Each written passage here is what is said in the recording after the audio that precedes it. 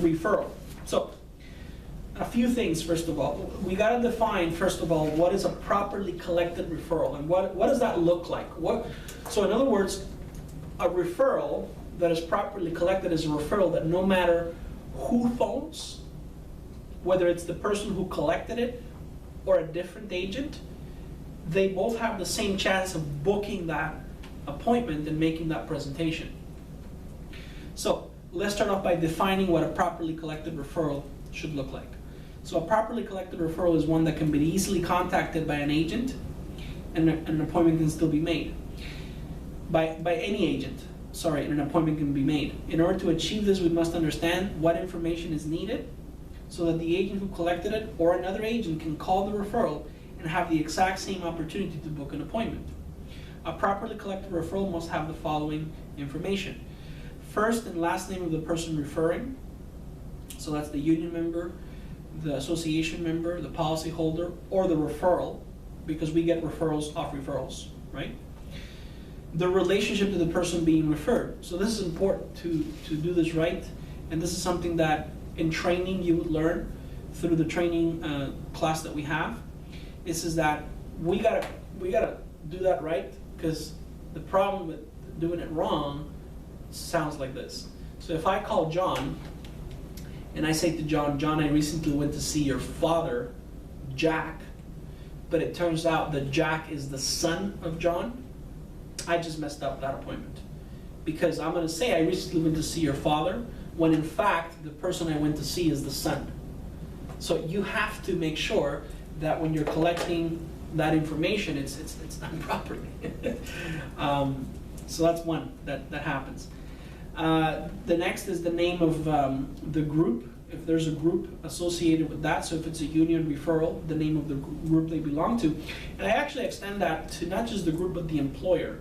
For example, if I'm calling John, who was referred by Peter, and Peter is a member of the UFCW, and he works at Metro, for example, or Loblaws or Maple Leaf, I will say to John that, the benefits you're entitled to are through, your brother Peter. As you know, Peter is a member of the UFCW. He works at Maple Leaf, right?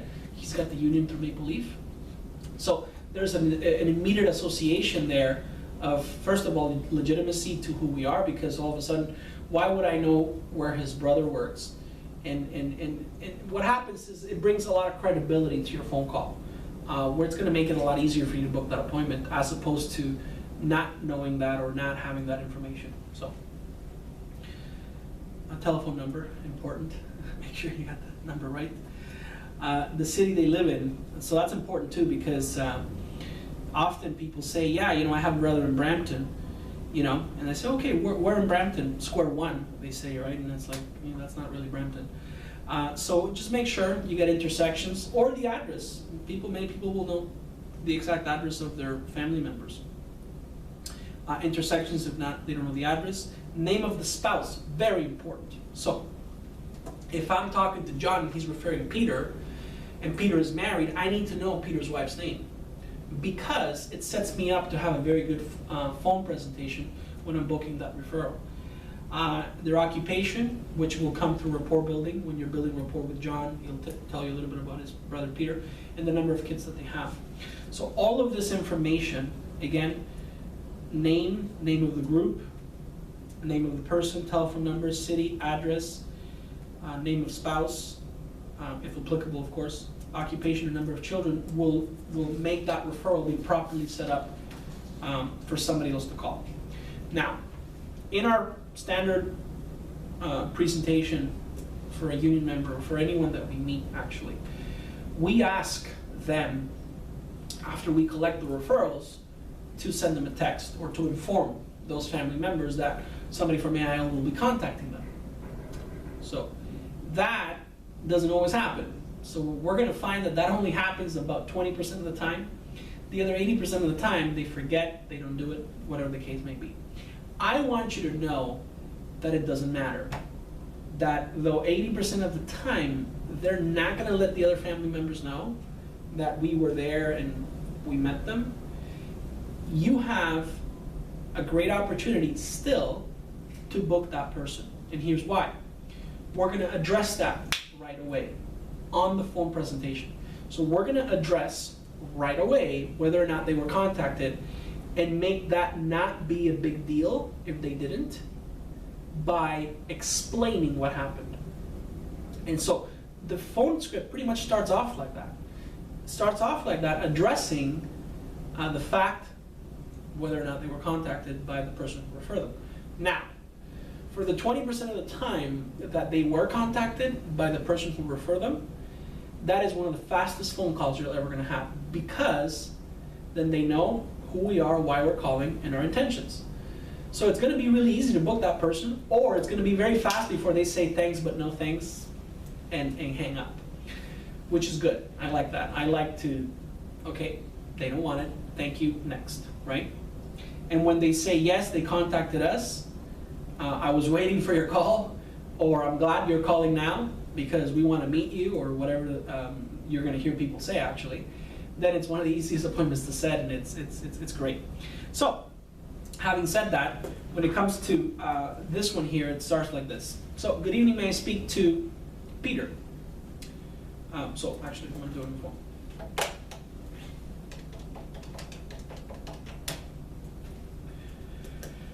Good evening, may I speak to Peter, please? Hi, Peter, this is Byron. I'm calling you from AIL. Your name and number were given to me by your brother, John. Did John let you know I would call? He didn't? Okay, it's not a problem. Let me back up a little bit then, Peter. Explain to you who I am and why I'm calling, okay? All right.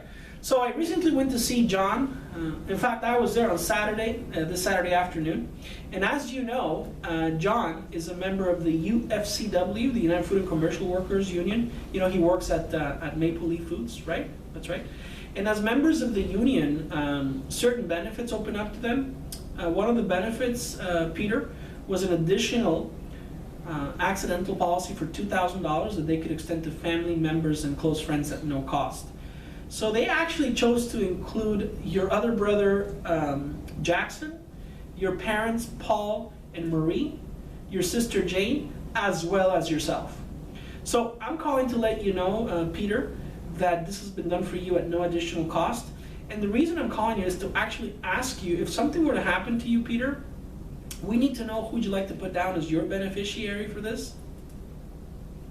Your wife? Okay. Would that be Sandra? Perfect. Now, your brother John mentioned that you're still in, you live in Brampton, correct? And your street address is? 123 Beauvert. Perfect. Awesome. So, I'll be in your area tomorrow as well as Thursday. What would be a good time to deliver the certificate to you and Sandra and explain the benefits you're entitled to, Peter? Would you and Sandra be home on tomorrow, Wednesday, between 6 and 7? You would be? Great. Could you please grab a pen and a paper, Peter, and let me know when you're ready? Great. You ready? Okay. So my name is Byron. I'm from AIL, and I'll be coming to see you and Sandra tomorrow, Wednesday, between 6 and 7 p.m. Okay? Let me ask you though, Peter, 123 Beauvert, isn't that near the Trinity Mall? Trinity Commons Mall? It is, isn't it? Oh, behind the movie theater. Oh yes, I know exactly where you are. Perfect, perfect. So I'll see you and Sandra tomorrow between 6 and 7. You have a good night. Take care. Bye. So there you go. A couple of things I want to point out here. And what makes this script work 90% of the time when done properly. I name dropped 3 other people that he is likely to know, for sure he's going to know, that are also his family members that John sponsored. So this phone presentation has a good setup only if the sales presentation in the home was done properly. But what I mean by that is that that presentation in the home extracted family referrals. So if I met John and Mary, and John referred me to his brother Peter, his parents Paul and Marie, and his sister Jane, right? And his other brother Jackson, like I said, right? Then I'm set up to book Peter, because I'm going to name drop the fact that John extended this benefit to the rest of his family as well as himself.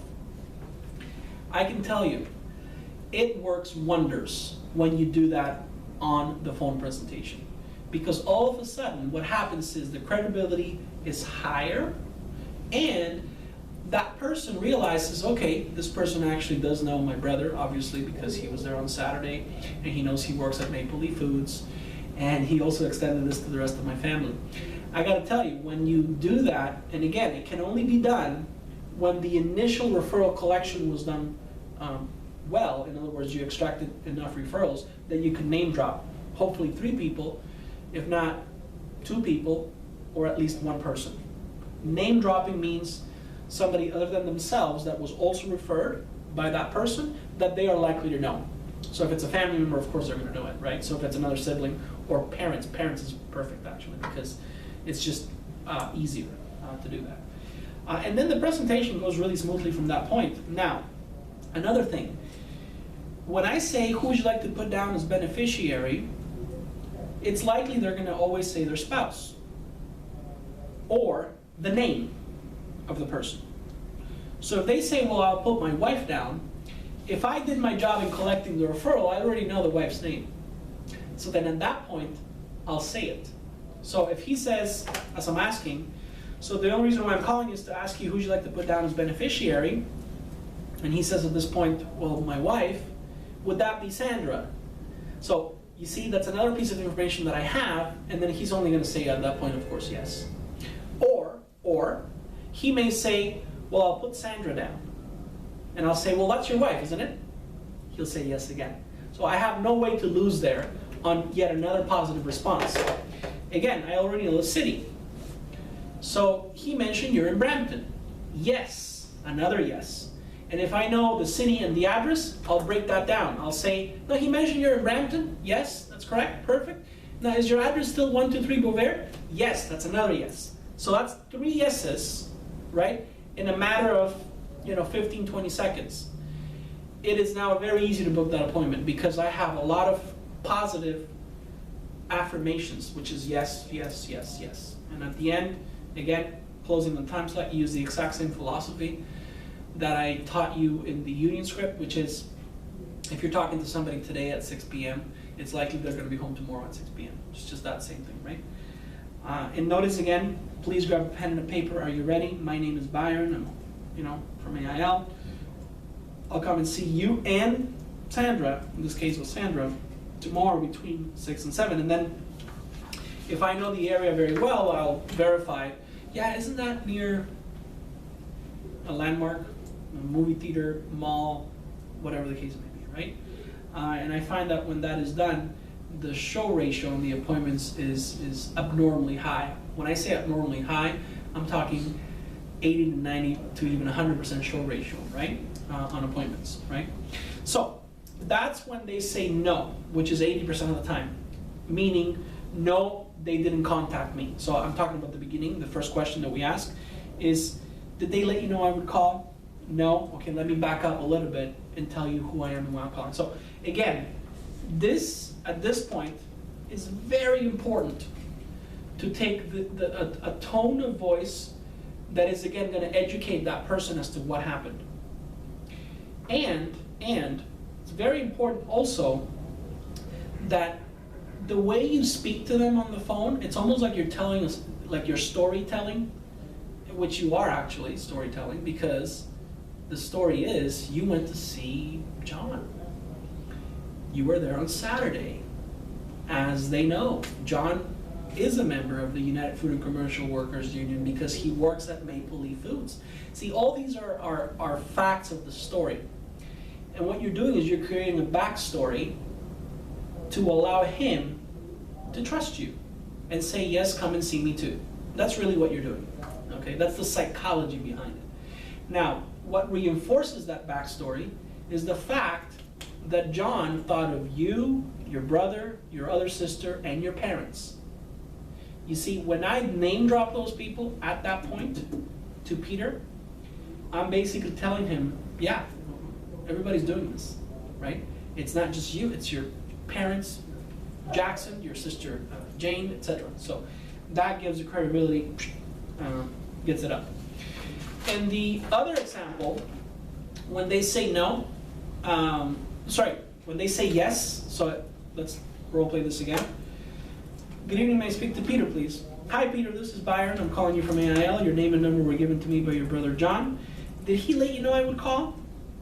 He did. Wonderful. So as you know, he extended certain benefits to you. One of the benefits is a $2,000 AD&D policy. The reason I'm calling you is in case, God forbid, something were to happen to you, we'd like to know who your beneficiary is.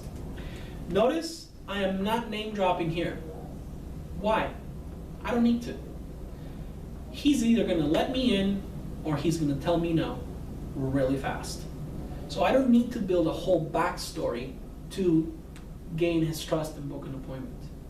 Because if he was prompted by his brother, and we did a good job with John, of course, right?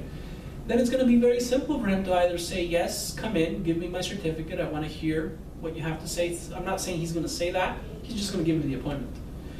Or he's just not. He's going to be, yeah, thank you, but no, we're not in the market, not interested, and thanks, but no thanks. And that phone call will end in 5 more seconds or 10 more seconds, right? So it's actually that simple whenever they say yes. And you're doing the exact same thing. Great, as you know, they extend these benefits. We confirm the beneficiary, which we should know already, the name of the spouse. Confirm the address, which we should know, the city or the vicinity. I'll be in your area. You close on a time slot. Please grab a pen and paper. The exact same process with those, right? So there you go. That's the form presentation on referrals. That is the union presentation with the standard rebuttal. One thing I will tell you, for anyone starting their career with American Income, becoming good on the phone is an essential skill to be successful in this business. Not becoming good on the phone will cause activity issues for someone. So it is an essential skill that we have to develop and keep working on as time goes by. I can't say I was this sharp on the phone when I started, but I can tell you I got really sharply, really fast by sticking to the approved scripts. The only reason why we have these scripts is because, first of all, they work, and we want to be teaching something that is sustainable and transferable, so that somebody else can also learn it. It's not just fit to be that only selected few can learn it. It's fit to anyone entering into this career can learn it, and not just learn it, can master it. So watching this video only once will probably not do you any good. I would say that once a month in the first 12 months of your career, this is reinforcement that you need to have on your phone scripts. Thank you.